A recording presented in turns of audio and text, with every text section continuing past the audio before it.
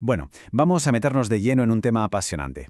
Hoy traemos un análisis a fondo sobre una de las piezas más fascinantes del derecho procesal peruano.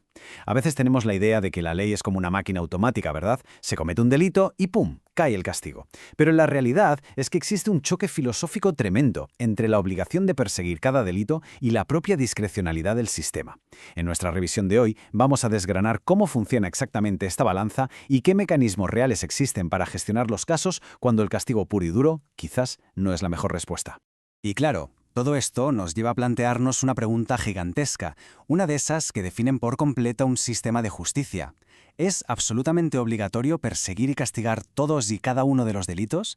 ¿Exige la ley una retribución ciega sin pararse a mirar el contexto, las consecuencias o la gravedad real de lo que ha pasado? Ojo, porque esto no es un debate de sobremesa. Tiene un impacto directísimo en cómo los fiscales y los jueces deciden el destino de un caso todos los días.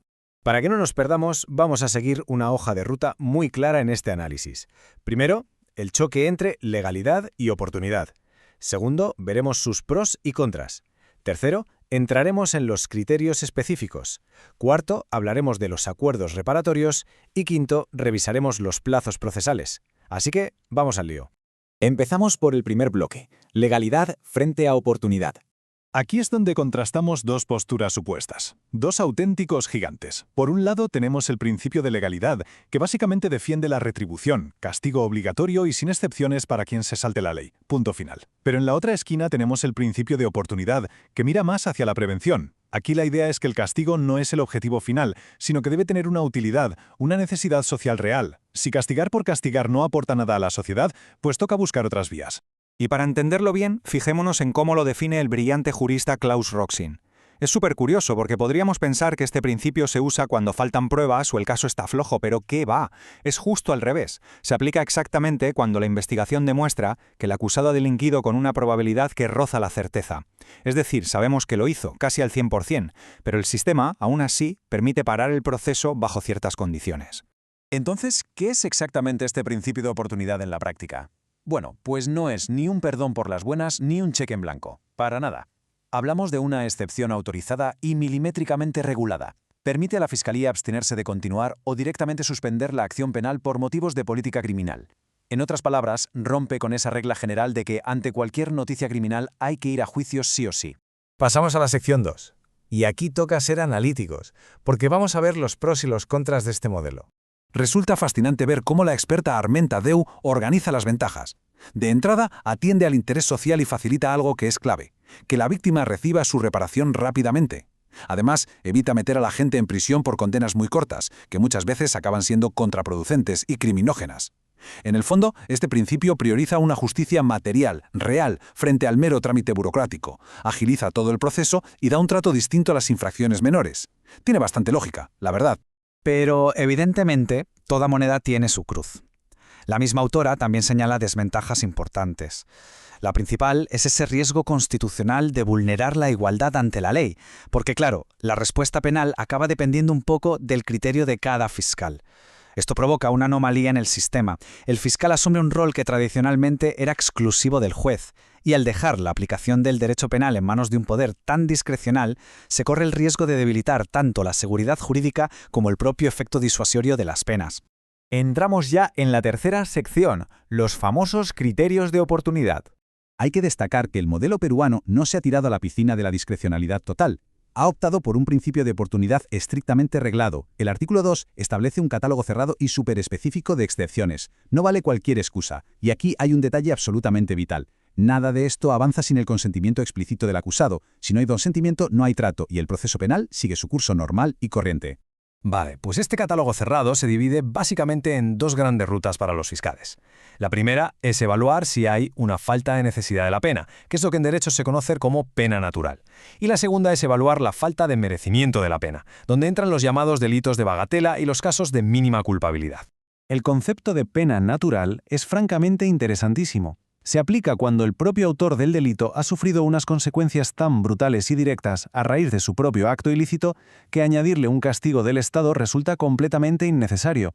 Es decir, cuando quien cometió el delito ya ha pagado un precio personal superior o equivalente a la condena formal que le caería, Pero cuidado, que la Fiscalía no puede usar esto a la ligera. Hay un límite objetivo inquebrantable. Para poder aplicar esta pena natural o los criterios de mínima culpabilidad, el delito en cuestión no puede tener una pena privativa de libertad superior a los 4 años. Si pasa de esa barrera, se acabó la opción. Por otra parte, tenemos los delitos bagatela, que son básicamente infracciones de escasa gravedad, pero sus requisitos son tremendamente estrictos. El legislador tiene que haberles dado una valoración penal muy baja. Además, se excluye tajantemente cualquier delito cometido por funcionarios públicos en el ejercicio de su cargo. Y lo más importante, exige que se repare de forma integral el daño a la víctima y que no haya ni rastro de interés público en seguir adelante con el caso. Y para blindar aún más esta excepción y asegurar que no se aplique a cualquier cosa, el listón de la condena para estos delitos menores es todavía más bajo. La ley peruana exige que la sanción en su extremo mínimo no supere los 2 años de privación de libertad, aún más exigente. Avanzamos a la sección 4, los acuerdos reparatorios.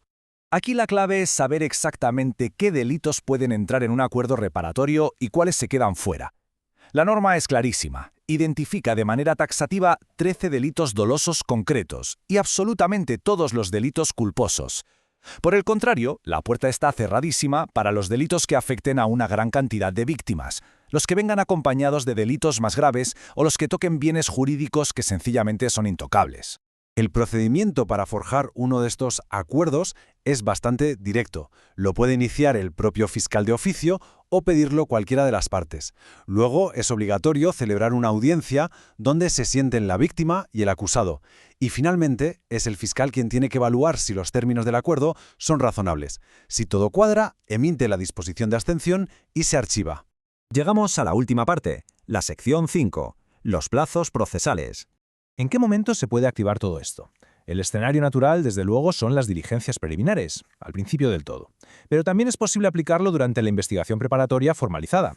E increíblemente, la ley permite llegar a solicitarlo incluso en la etapa intermedia, es decir, justo antes de que arranque un posible juicio oral. Y es muy revelador ver cómo cambia la dinámica de poder según la fase en la que estemos. En las diligencias preliminares, el fiscal tiene el control absoluto y le basta con emitir su disposición. Pero en cuanto la investigación se formaliza, el poder cambia de manos. La autoridad pasa a ser el juez de la investigación preparatoria, y a partir de ese momento, aplicar el principio requiere por obligación una audiencia judicial y la aprobación formal de ese magistrado. Para cerrar este análisis nos quedamos con una reflexión profunda que da mucho que pensar. ¿Cómo consigue un sistema de justicia ese equilibrio perfecto entre la frialdad de los códigos legales y la necesidad tan humana de buscar soluciones prácticas y restaurativas? El principio de oportunidad peruano nos demuestra que hacer justicia no siempre equivale a imponer una condena formal. A veces requiere entender el contexto, reparar de verdad el daño causado y priorizar lo que es genuinamente útil para la sociedad. Esperamos que este recorrido haya servido para arrojar luz sobre esta herramienta legal tan compleja y sin duda tan vital.